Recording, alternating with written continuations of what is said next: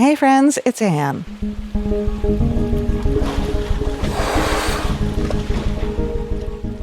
Have you noticed that whales have been popping up a lot lately?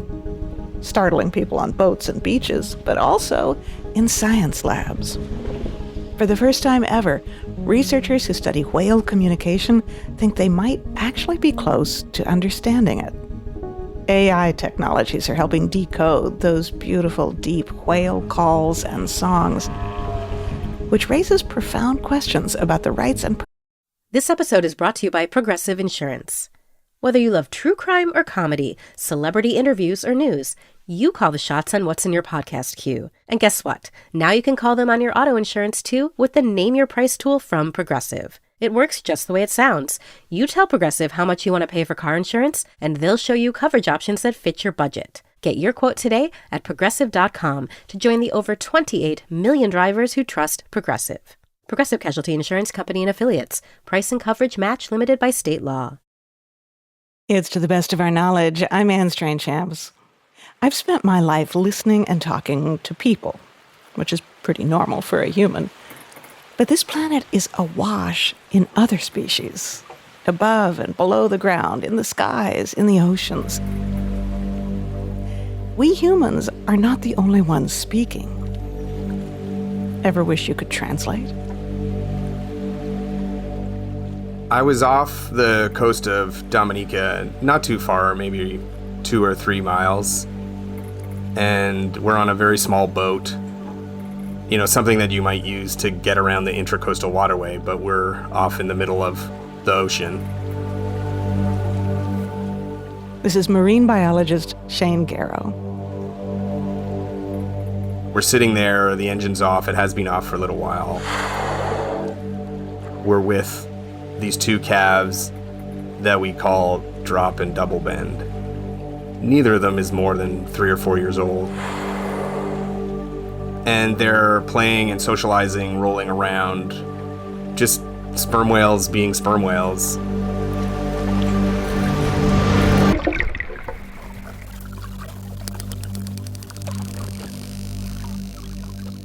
We're sort of there eavesdropping alongside them with our tiny little hydrophone, recording the giant amphitheater that is whatever's below the surface that we don't get to see every day.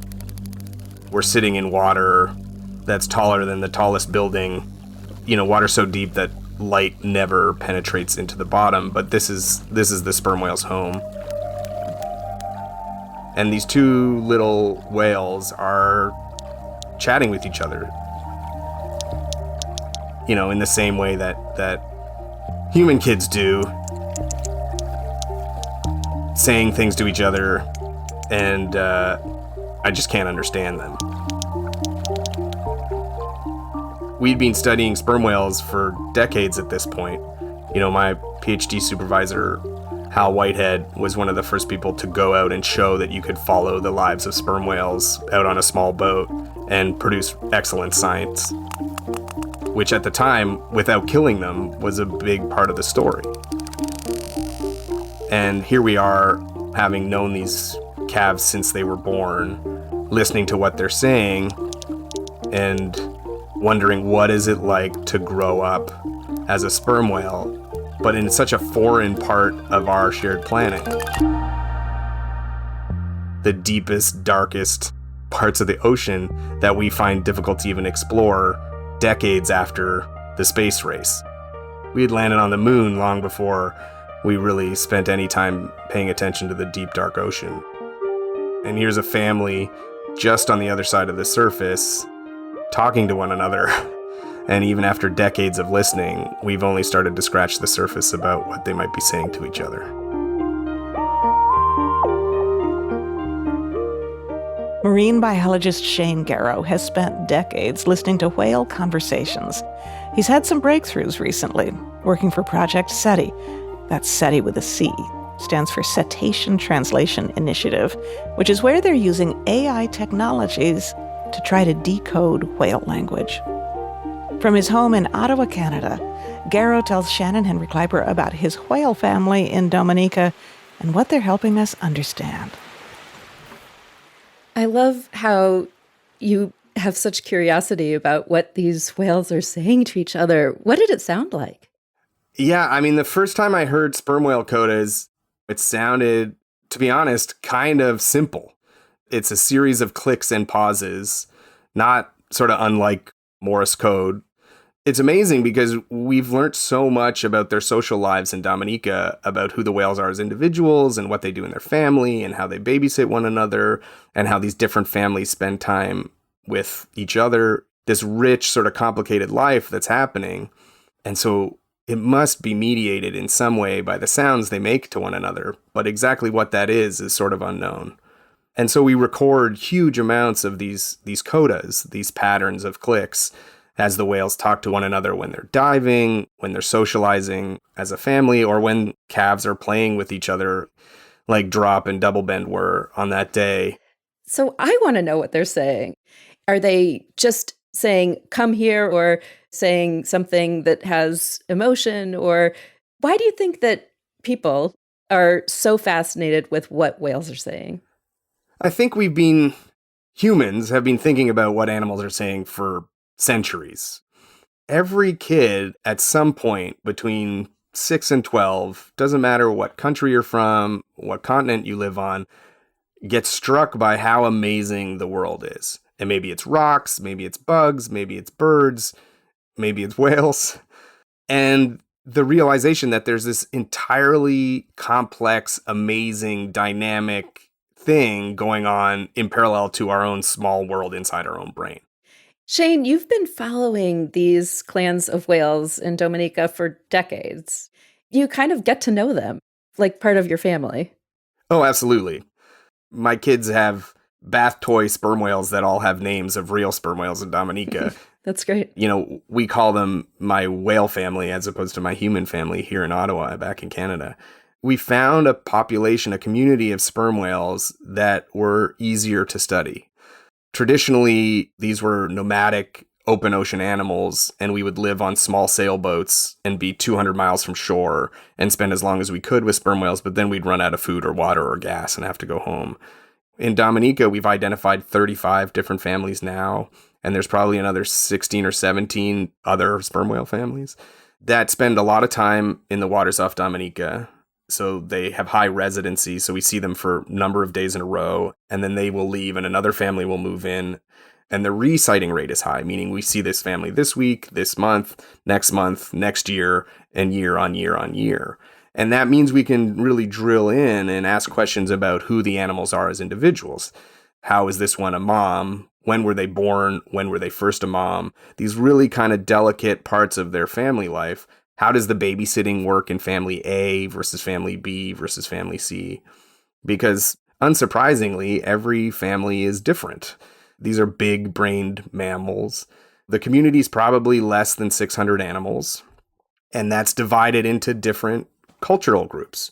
So sperm whale families behave differently. They have different diets, different habitat use, different movement patterns. And they label those differences by differences in their vocal dialects, different repertoires of these coda patterns. And some of those codas are symbolic of the set of families they're from. So really like a dialect. Yeah, in the same way that, at least in certain instances, I spend a lot of time saying I am Canadian, because that becomes important, say at a border or during the Olympics or whatever it might be. Sperm whales appear to take a lot of time broadcasting their identity. And in the Caribbean, they make a coda that's not recorded anywhere else in the world. And it's called the 1+1+3. And it sounds like click, click, click, click, click. And what does that mean? That's a great question in terms of the exact information that's encoded in that. But the way that we think it functions is as a symbolic marker of belonging to a clan, to all the families that share the same dialect, that share the same behavior, the same habitat use, the same movement pattern, the same diet, the same social behavior, and probably a myriad of different cultural variations to how to live a sperm whale life. Culture, whether it's humans or whales, is really just a set of solutions on how to survive in the world that you live in, right? So behavior is what you do, but culture is how you've learned to do it. Mm-hmm. Humans are all humans, but some eat with chopsticks, some eat with forks, some eat fish on Fridays, some never eat beef. But those are how you learnt to live your life. We still all eat and move and love and care for our babies and mourn and have funerals. But how we do all of those different things, you learn as you grow up as a baby. And that seems to be true in sperm whales too. Shane, have you had any notable surprises in your work? Something that has just really taken you aback or been most exciting or just really surprised you? I mean, the whales find ways to surprise me all the time. But I think the intangibles that we can't talk about in science yet. So when we first started doing research, we'd get behind a whale and the whale would lift its tail in that sort of quintessential whale watch moment. And we'd take a photo because we identify them by the trailing edge of their tail.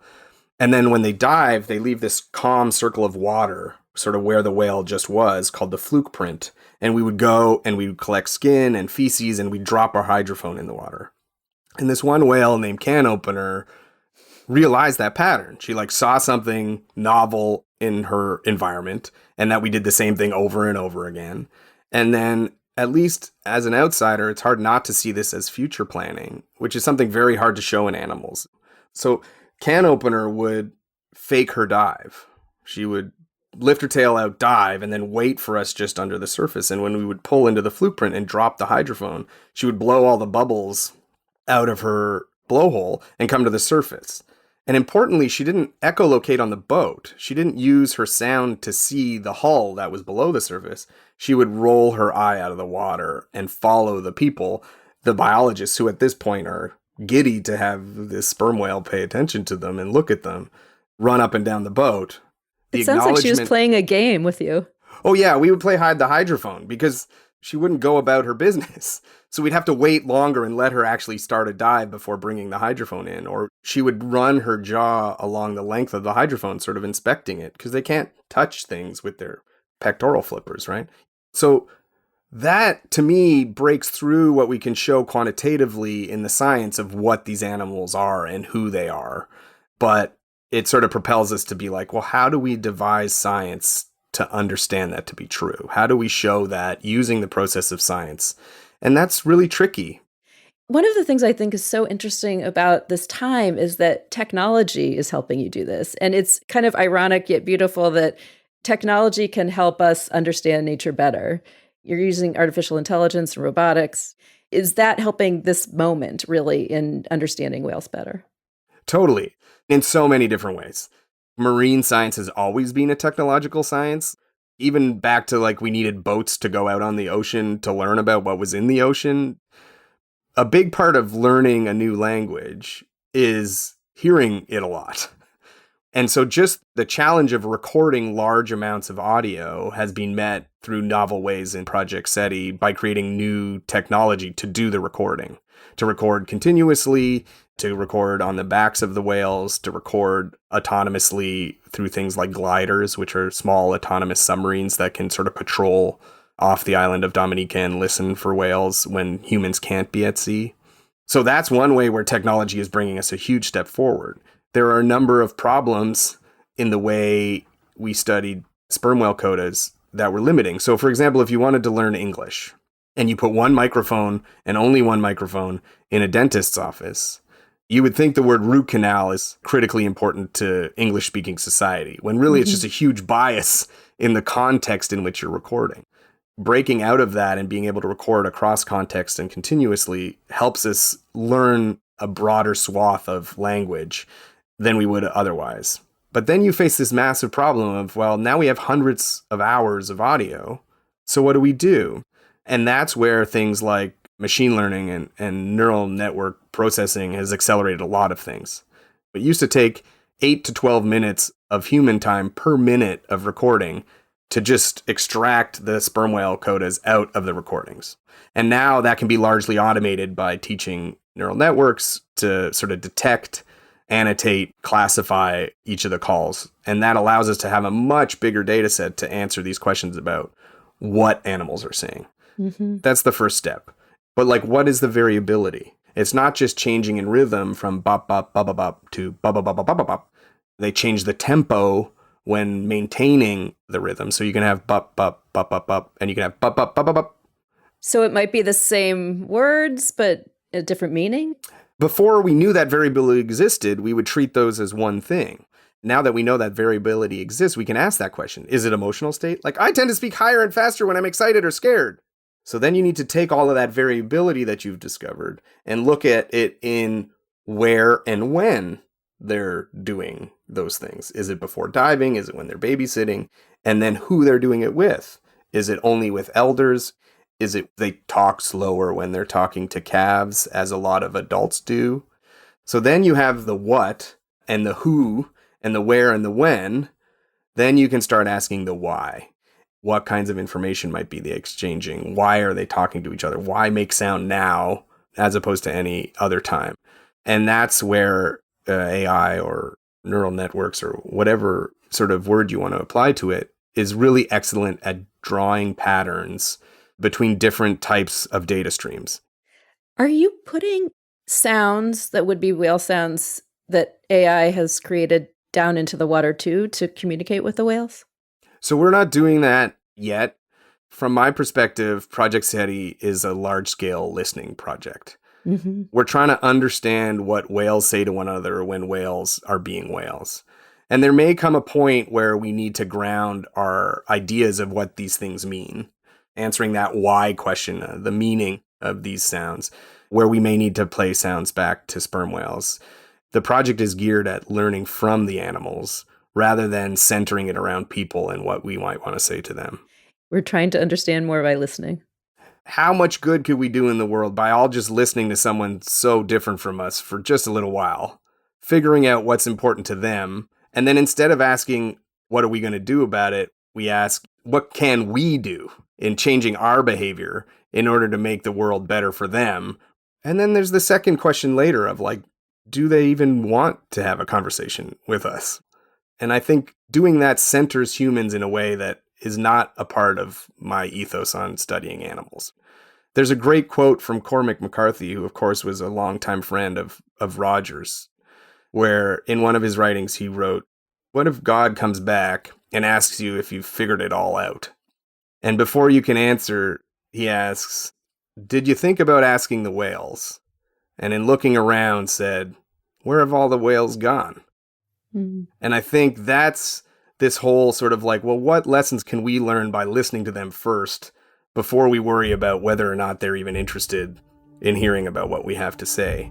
Because a big takeaway about being a sperm whale is be a good neighbor. And fundamentally, humanity has not been a particularly good neighbor to any of the citizens of the ocean. So I would probably understand if they were pretty hesitant.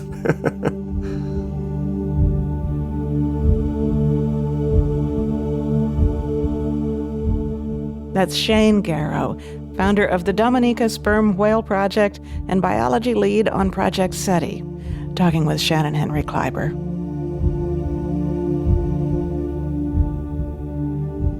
You know, Gero mentioned the writer Cormac McCarthy and his friend Roger. He was talking about the late Roger Payne, the famous whale biologist. So coming up, we'll hear from Payne himself on what it's like to swim right up to a whale without getting hurt. They know exactly where their bodies are. One of the things they do, which I interpret as a threat, is that they will move their tail past you, getting very, very close in such a way that they almost, but not quite, hit you. And that sort of action, I think, is equivalent to sort of making a fist at somebody as though you're going to hit them, but not hitting them. I'm Anne Strainchamps. It's To the Best of Our Knowledge from Wisconsin Public Radio, NPRX.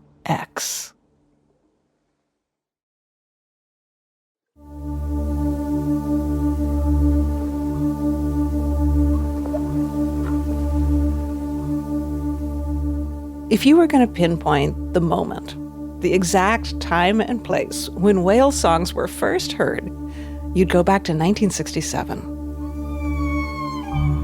To a research vessel just off the coast of Bermuda, where two young whale biologists made the discovery of a lifetime. Roger Payne was working with his wife Katie in the Caribbean, and they were contacted by a naval engineer, I believe, who said, we've been doing some underwater recordings, And they started hearing some very, very weird noises and whistles, and they seemed to be coming from incredible distances away, incredibly loud. And the engineer suspected maybe these are whales that are making this kind of sound because he couldn't really imagine anything else doing it. And so the Paynes followed up on that idea and investigated. And then, yes, lo and behold, it was humpback whales that were making these, what came to be called songs.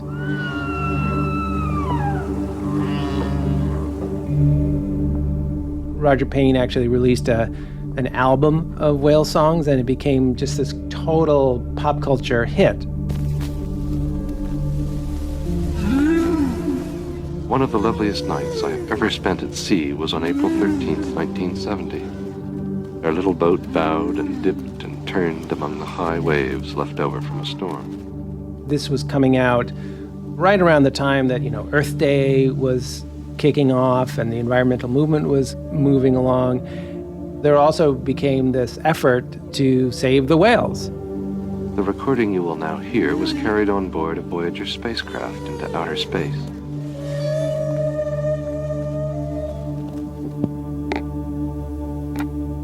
That's New York Times science reporter Carl Zimmer. He's been following whale science for decades, but we wanted to begin with the Paynes because none of this would have happened without them. Roger Payne died in 2023, but Steve, I remember you interviewing him. Yeah, it was back in 1995, and he'd just come out with a memoir called Among Whales, which was all about what it was like to spend time sort of out in the sea with these huge creatures. He had this gift for making whales come alive. When he talked about whales, you felt like you were out in the boat with him. It's something that you're not prepared for. It doesn't matter how long you've thought about it. You can't prepare yourself for it. And it's also a thrill that you never forget.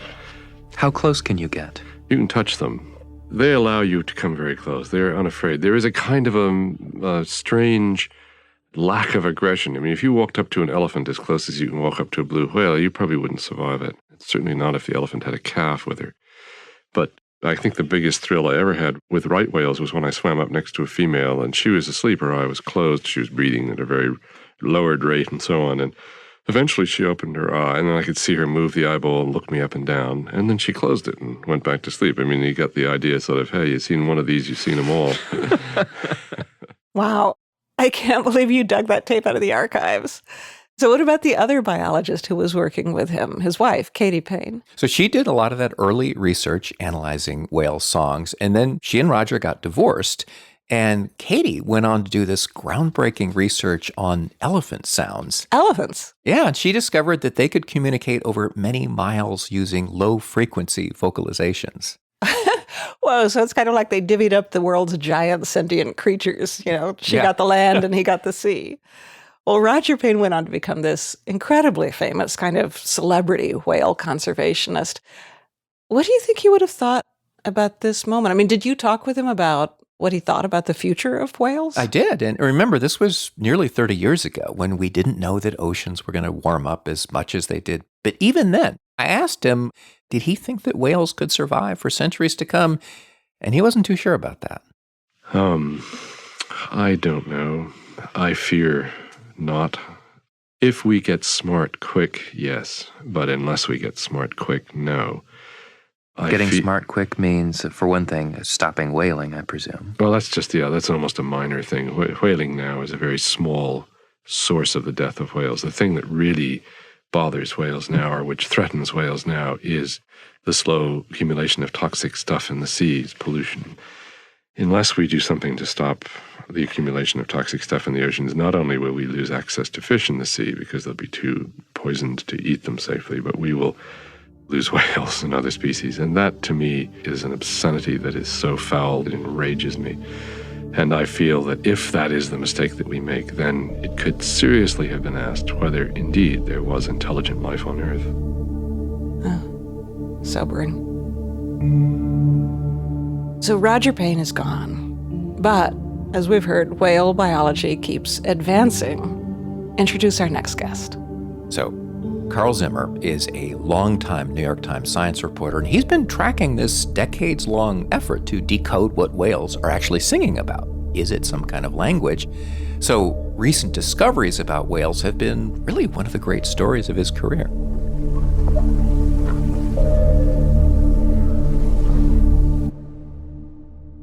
When I was starting out as a journalist, we really didn't know where whales came from. We just didn't.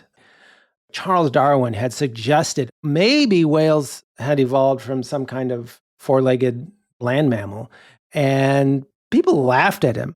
It was so absurd. How could you get a whale from some land mammal? But, like Darwin could see, like whales nurse their young. They have all of these key hallmarks of being mammals. And so right then, when I was starting as a reporter, paleontologists were just starting to find fossils of whales with legs. I wrote my first book largely about this transition called At the Water's Edge. They fascinated me ever since because not only did they go into the water, but they have become real dominant players in the oceans. And on top of all of that, they evolved these gigantic brains. They really are our main rivals in terms of cognitive complexity.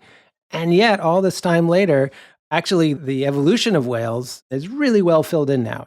I can show you so many whales with legs. It's boring now. We know that hippos are their closest land relatives. We know all that. Boom, it's all there now. But there's so much left to understand about whales, especially what's going on in their heads.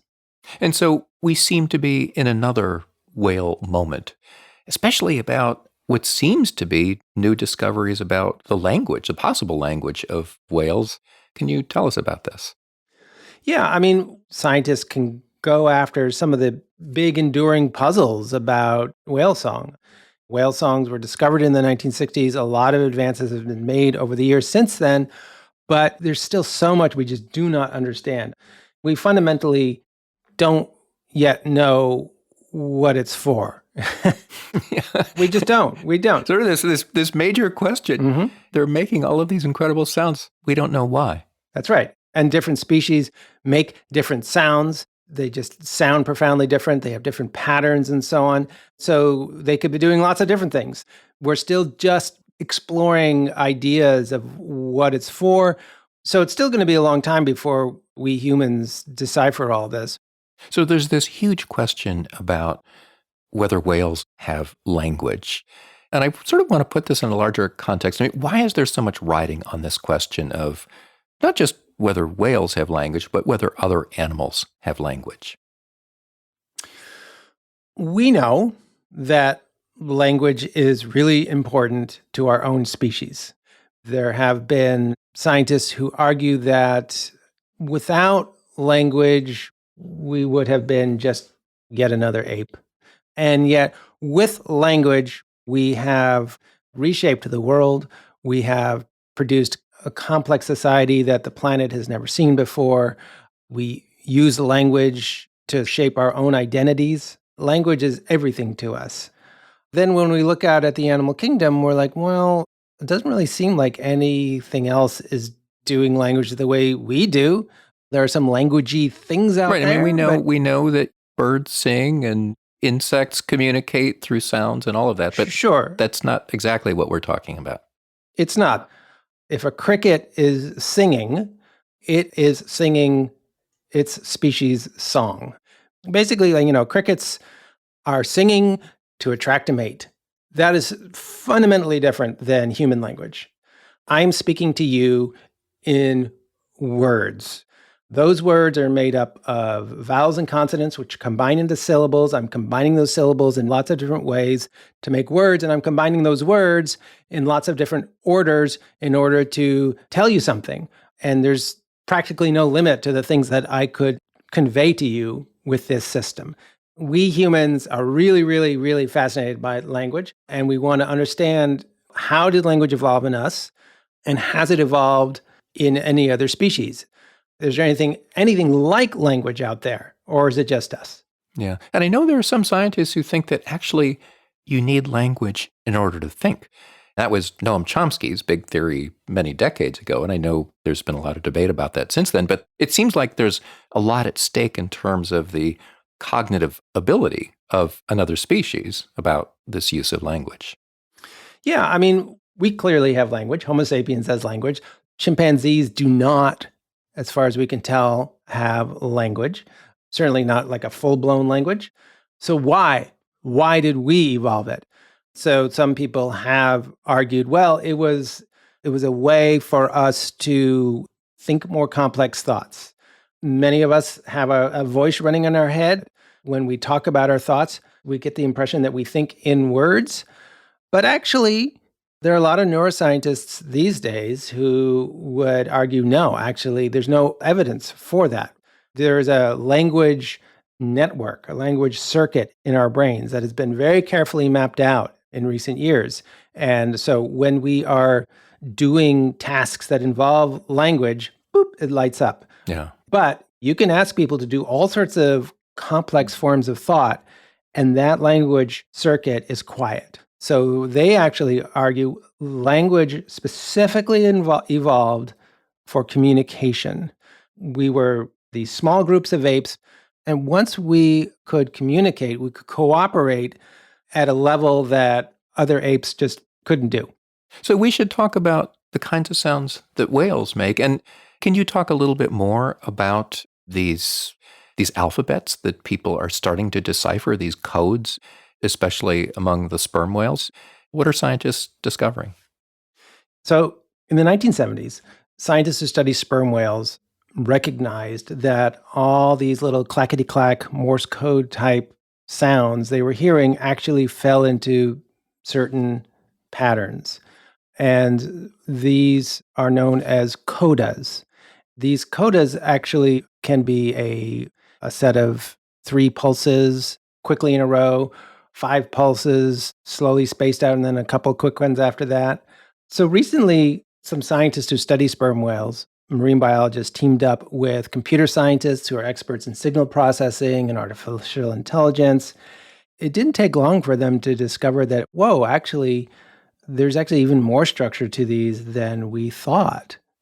So you can take a set of clicks in a coda, and it turns out that sperm whales will sometimes stretch that out. So instead of taking a second, it might take a second and a half, and then stretch it back down again, and then stretch it out again.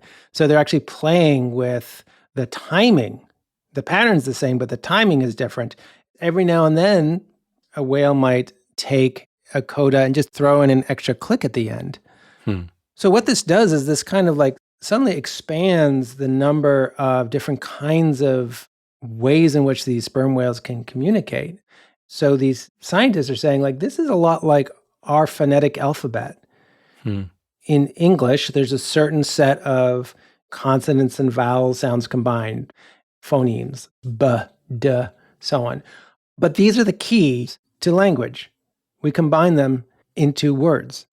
So it seems like sperm whales are the only other species that we know of right now that has a phonetic alphabet. Do they use it the way we are, to speak for language that carries information? We have no idea at all. But it's pretty exciting that we're looking at a species with some of the components of language that we haven't seen before in the natural world.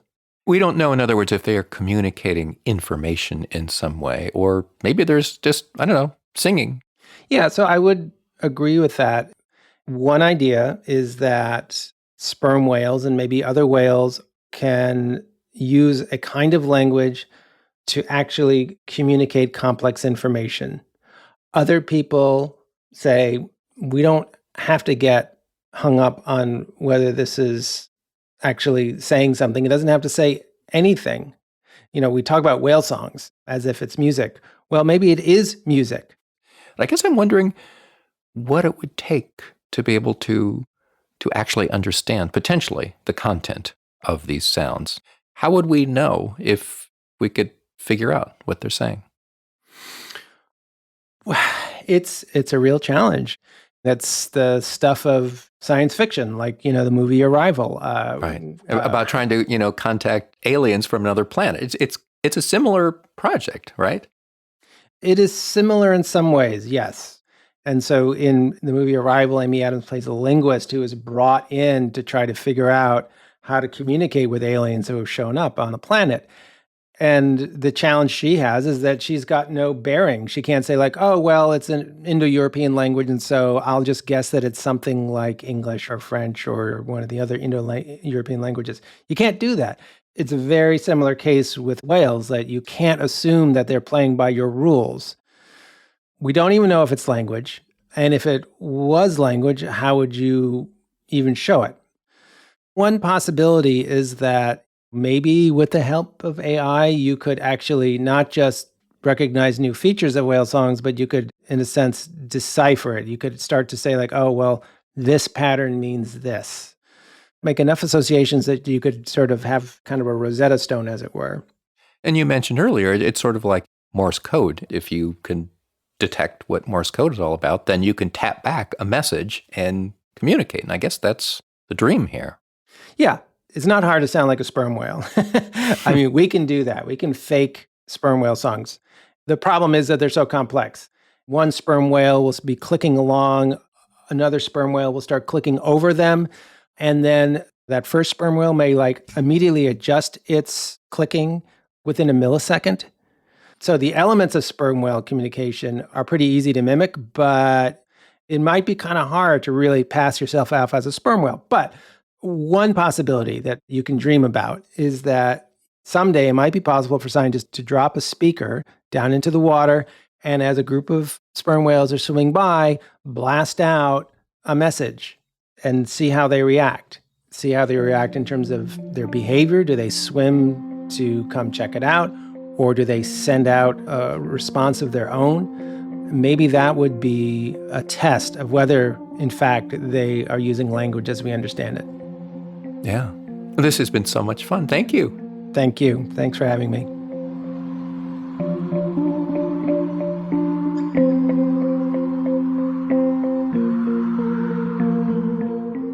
Carl Zimmer is the author of more than a dozen science books, and he's a writer for the New York Times. And he was talking with Steve Paulson.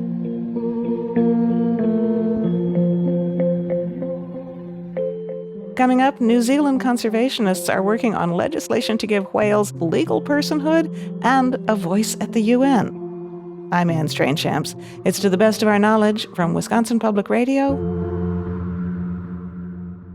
and PRX.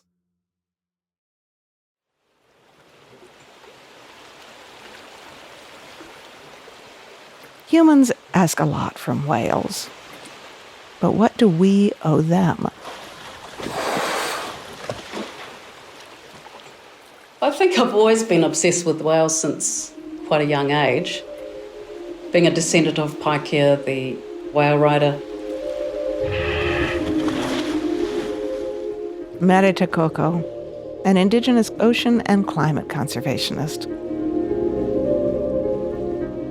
Every time I see a whale and I interact with a whale, I always do a karakia, a chant or prayer, to give thanks to that being and to connect with that being. Swimming with the whale is the same thing. I guess my own way that I talk with the whale is to connect my heart to their heart. And then essentially just talk to the whale. I don't talk about my problems, of course, but I do talk about, I ask for their assistance on this mission. It's not an easy mission. I call it a little bit of a check-in. I always check in with the whale. I make sure I'm on track. What have you heard back? It's more about a resonancy for me, a particular vibration. I'll feel my body, which is a yes or a no. That's, I guess, the best way I can explain it. There's a certain tingle you'll get, like a feeling of light that just floods your body, and that's usually a yes. So that's a very personal thing. Yeah. I think it's different for everyone. But it's something that I apply not just with whale, but other sentient species. And I think that's something that a lot of spiritually minded Māori do, not just with the whale, but the forests, the birds. It's important to us.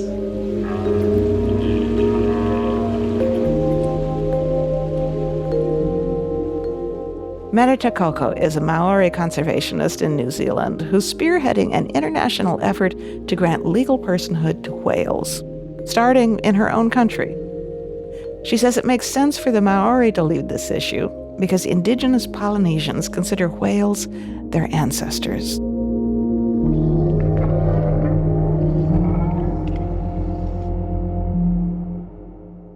We have an inherent belief system which teaches us that the whale is our ancestor.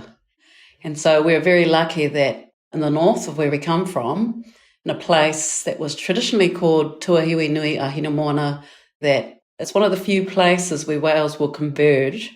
And in fact, we have many stories that give accounts of ancestors like mine, Paikea, who rode these whales to New Zealand after being saved from potential catastrophic events and drownings.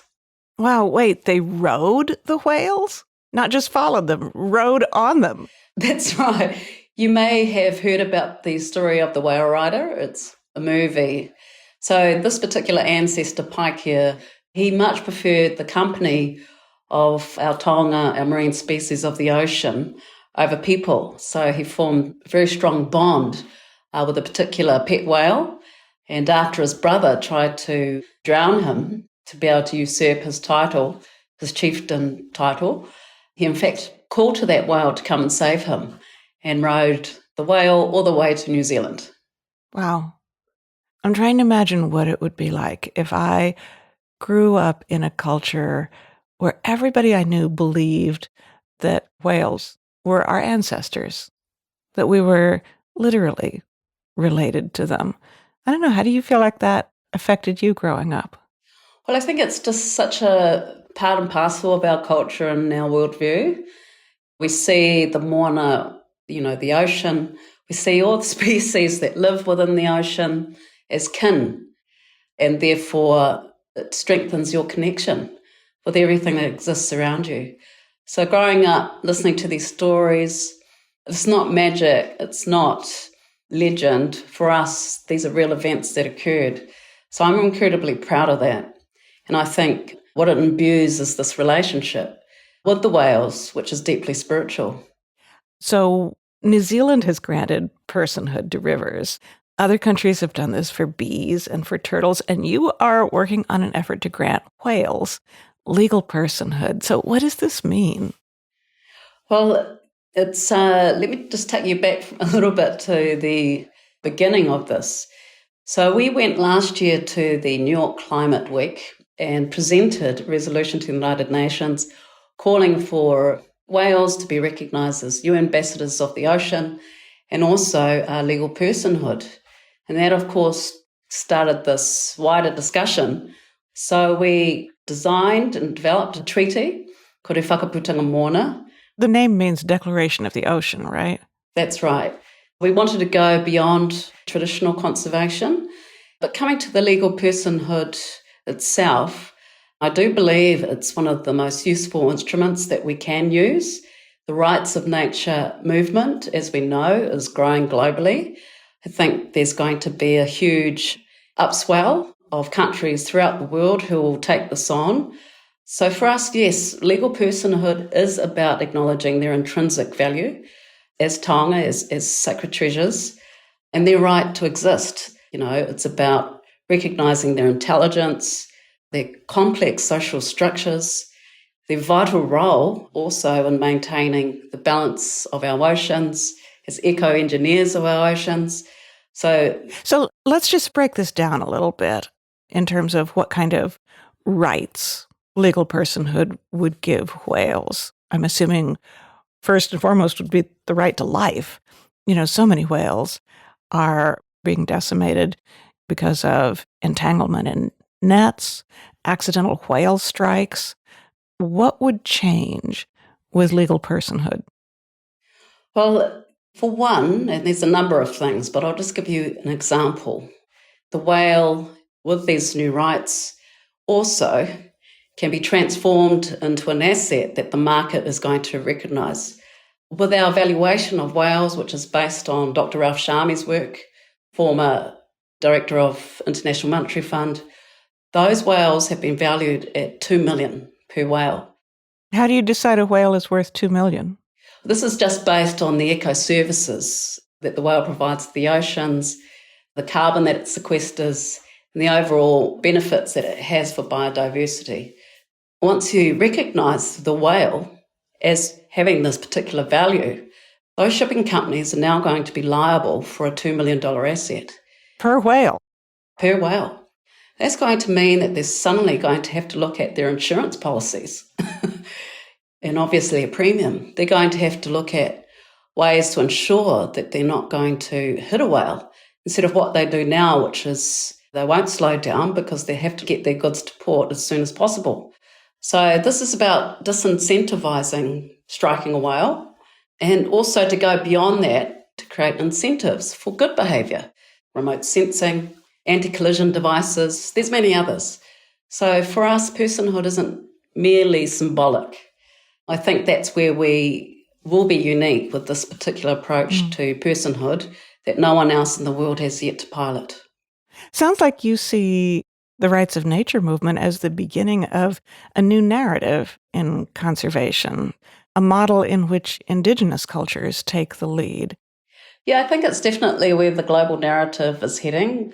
Scientists are starting to finally recognise that Indigenous people have been looking after these habitats and doing it well for centuries and for millennia, and that really at the source of it comes down to the driving values and the worldview underpinning our practices and the way that we interact with nature. And now that I think especially the younger generation of scientists that are coming through have much more exposure to Indigenous philosophies and paradigms, and they can see the value of them. You know, science and traditional knowledge can be complementary systems. Our Indigenous science has been built up from years and years of observation. Science can often be contained to very small timeframes, and so therefore you don't see the longer cycles and patterns of nature which Indigenous knowledge has observed. Yeah, and just thinking about that knowledge almost as a database, how far back do your calendars and does that lore go? Thousands of years. I mean, if you look at every ancient civilization, we all use the same star system for our calendar systems. So Egypt has a very similar calendar system to Māori, and the Aztecs, the Maya, even Sumerians had the same system. In my belief and the research I've done, the Milky Way and some of the stars of the Milky Way are universal signs. And we have tohunga who could tell you so much information around these particular stars. We voyaged by these stars, and in fact, the whales also voyaged using these stars. And in fact, my theory is that there was a lot of information transferred from following the whale on our migratory journeys as well, that our ancestors also adopted. You mentioned growing up knowing that you were descended from the original whale writer. Are there whale stories that you heard about growing up? There's all sorts of lovely, lovely stories about the whale, but the ones that resonate for me, because I'm particularly passionate about voyaging with our canoes, talk about particular kaitiaki or guardian whales that would accompany our canoes. The whales would travel by the hulls, so these are double-hulled voyaging canoes, and they would actually help to stabilise the canoe in choppy water. So no, those are the kinds of things that you hear about, and of course there's many stories of whales saving different ancestors from drownings, of saving canoes. I guess it's difficult for me because a lot of this knowledge is something that's earned. It's not knowledge I can just freely share. It's passed from family to family and is guarded quite, is guarded knowledge. Have you been out in one of those voyaging canoes and encountered whales yourself? Yeah, many times. That's all part of being able to talk to the whale. There's an energy transfer that happens there. And so they know that we're there as guardians trying to bring back this tradition and this relationship that existed for so long but was disrupted through colonisation. And even in this modern age, the whales still remember our voyaging canoes and they still remember us. And I think with my generation, it's about taking things further and fulfilling our own responsibilities to give back to the tōhara, to the whale, who has given us so much, in the past, but also today. Because if our whale populations suffer any more than they currently have, and we lose those populations, the whole ocean system will collapse. So that's what drives me. That's what I wake up for. That's why I torture myself with things like legislation. I'd much rather be out there on the ocean with the hina moana to wakamoana, but we have to make sacrifices. And I want to ensure that when this work is done, I can look back with pride and say, actually, Indigenous peoples led this effort, and future generations will be the ones that will benefit from this work. Thank you. Thank you so much. You're welcome.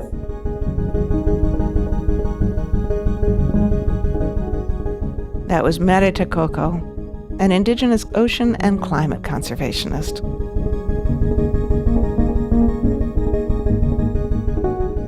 To the Best of Our Knowledge comes to you from Madison, Wisconsin, and Wisconsin Public Radio. Shannon Henry Kleiber produced this hour, with help from Charles Monroe Kane and Angelo Bautista. Our executive producer is Steve Paulson. Our technical director is Joe Hartke, with help from Sarah Hopel. Special thanks to Ocean Alliance and Whale.org for some of the whale recordings we heard, and additional music was from Lobo Loco and Xylozico. For more about whales, you can also listen to Steve's 1995 interview with the late, great Roger Payne, remastered and now posted on our website at ttbook.org. And from all of us at To the Best of Our Knowledge, thanks for listening to us. Be well. PRX.